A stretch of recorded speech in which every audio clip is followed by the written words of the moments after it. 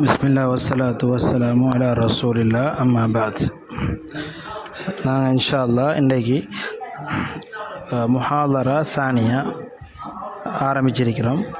அதில் முதலாவது நிலாமுல் இர்த் ஃபில் இஸ்லாம், இஸ்லாத்தில் அனந்தர சொத்துக்கள் கொடுக்கக்கூடிய முறைகள் ஒழுங்குகள் என்ன மாதிரி என்று சொல்லித்தான் இந்த சப்ஜெக்டில் நாங்கள் பார்க்க இருக்கிறோம்.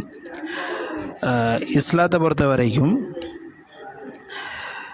நிலாம தௌரீத் சொத்துக்களை பங்கு வைக்கிற என்பது அல அஹ்சன் நுதுமில் மாதியா வ அஹ்கமிஹா வ ஆதலிஹா, மிக நீதமாக மிக நுணுக்கமாக அழகிய முறையில் இந்த பொருளாதார கொள்கைகளை ஒழுங்கமைச்சிக்குது இஸ்லாம். அந்த வகையில் ஒரு மனிதனுக்கு சொந்தமாக இருக்கக்கூடிய அந்த சொத்துக்கள் ஆணாக இருந்தாலும் பெண்ணாக இருந்தாலும் சரியான முறையில் அவங்களுக்கு போய் கிடைக்கணும் சேரணும் என்ற வகையில் அல்லாஹ் சுப்ஹானஹு வ தஆலா சிறு பிள்ளை என்று பாராது, பெரியவர்கள் என்று பாராது, அவங்களோட சொத்து விஷயத்தில் கவனத்திற்கொண்டு இறைவன் சரியான தீர்ப்பை வழங்கியிருக்கிறான். எனவே தான் அல்லாஹ் சுப்ஹானஹு வ தஆலா அவர்கள் யார், அனந்தரம் பெறக்கூடியவர்கள் யார், அவர்களுக்கு கிடைக்க வேண்டிய பங்கு என என்பதை பயானன் ஷாமிலன் ஷாஃபியன் இன்னொருத்தர் சொல்லித்தராத அளவுக்கு மிக தெளிவாக சொல்லியிருக்கிறான்.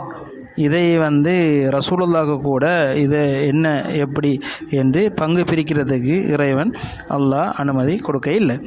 அந்த அடிப்படையில் ஃபராயிலுடைய பாடத்தை பொறுத்த வரைக்கும் அல் உம்தத்து ஃபி அஹ்காமிஹா வ மகாதீரிஹா, அளவுகள் என்ன, அவருடைய சட்டங்கள் என்ன என்பது சம்பந்தமாக பார்க்கின்ற பொழுது எங்களுக்கு முதல் ஒரு ஆதாரமாக இருப்பது குர்ஆனாகத்தான் இருக்கிறது. அதுக்கு பின்னால் ஹதீஸ்கள், அதுக்கு பின்னால் இஜ்மா என்ற அடிப்படையில் நாங்கள் வருவோம். எனவே தான் குர்ஆன் எங்களுக்கு மிக தெளிவாக சொல்லியிருக்கின்றது யாருக்கு எவ்வளோ பங்கு கிடைக்கணும் என்று சொல்லி.